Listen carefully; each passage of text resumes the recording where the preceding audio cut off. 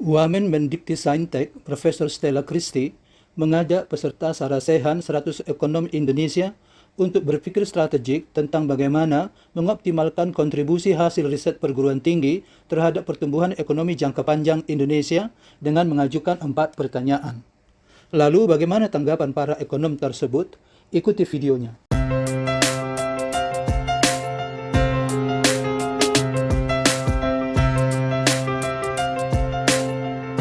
Gitu ya. Baik, yang pertama saya undang Ibu Tanti Novianti, Wakil Dekan Sekolah Bisnis IPB.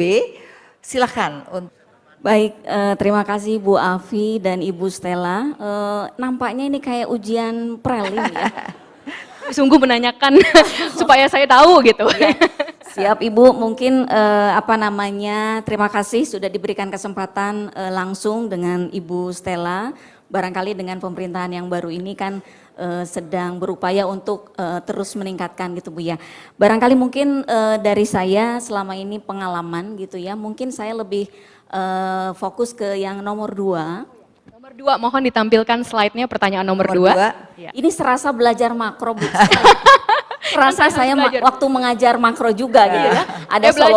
Ada solo growth model dan Harold growth itu ya. Silakan. Baik, jadi kaitannya dengan pertanyaan yang nomor 2 untuk menghasilkan riset yang kompetitif bla bla bla dan seterusnya. Memang ini nampaknya ada kait mengkait. Nah, pengalaman selain apa yang dilakukan dan saya melakukan riset dengan teman-teman kepada periset yang menerima dana dari LPDP. Pertama tadi dikaitkan dengan riset itu kan memang bisa pilihan ada yang dasar dan terapan.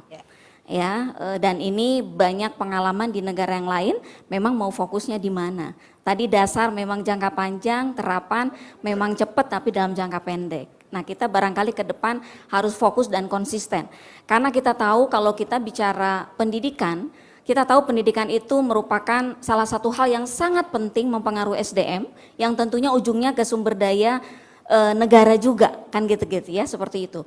Nah, berdasarkan temuan itu atau yang kita lakukan, memang kelemahan riset kita sekarang itu adalah lebih ke parsial-parsial. Kenapa seperti itu? Bisa jadi tadi ada kaitannya dengan dana yang terbatas. Nah, bisa ke sana juga. Dananya per project gitu Bu maksudnya. Nah, barangkali ini sebetulnya kan bisa diantisipasi ya. Mungkin ini ada kaitannya dengan tadi jangan menjawab harus dari APBN. Kita bisa mencari sumber sebetulnya dari yang lain, swasta atau misalnya kolaborasi antar perguruan tinggi dengan dana mandirinya atau juga dari luar. Gitu kan seperti itu.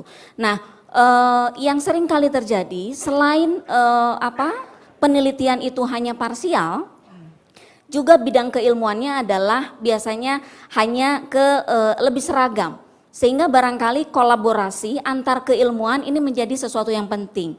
Sehingga penelitiannya pun tidak hanya di bagian perut saja atau ekor atau kepala, tetapi ini satu rangkaian. Kemudian kolaborasi tadi dengan industri ini menjadi sangat penting. Dan tadi seperti yang disampaikan, industri seringkali menolak karena tadi mungkin dampaknya tidak ada insentif mungkin. Tidak ada insentif dan dampaknya kecil. Nah, pengalaman yang kita tanya-tanya itu, kenapa industri itu tidak mau terlibat? Itu karena begitu nanti ada inovasi baru, ada hasil, kemudian mau dikomersialisasikan. Nah, investasi kesulitannya adalah pada saat pengurusan. Sehingga nanti birokrasinya ternyata baru di meja A lama, belum ke meja B, C. Sementara bagi industri ya itu adalah sesuatu uang gitu kan ya, waktu adalah uang. Nah, barangkali itu yang poin penting.